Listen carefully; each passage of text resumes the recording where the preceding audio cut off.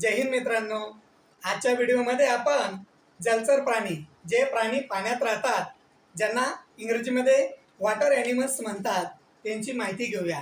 चला तर सुरुवातीला बघूया काय आहे. अरे मासा.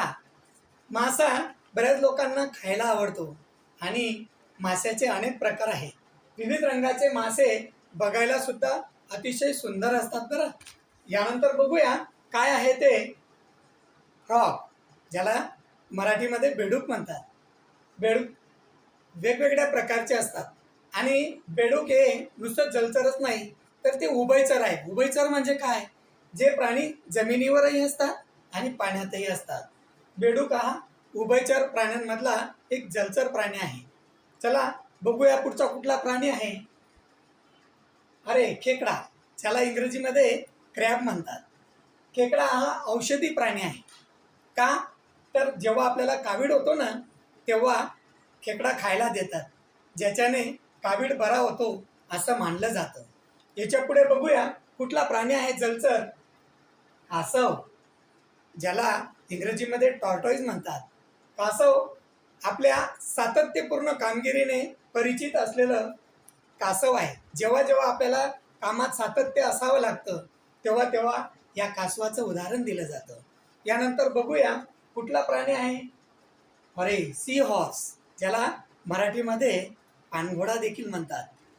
घोड्यासारखा आकार असल्यामुळे या जलचर प्राण्याला सी हॉर्स असं म्हटलं जातं.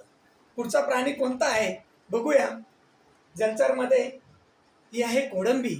अतिशय भगवंताने तिला सुंदर सुंदर असे रंग दिलेले आहेत. तिचे मोठे मोठे पाय आणि रंगीबेरंगी पाय आपल्याला आकर्षून घेतात.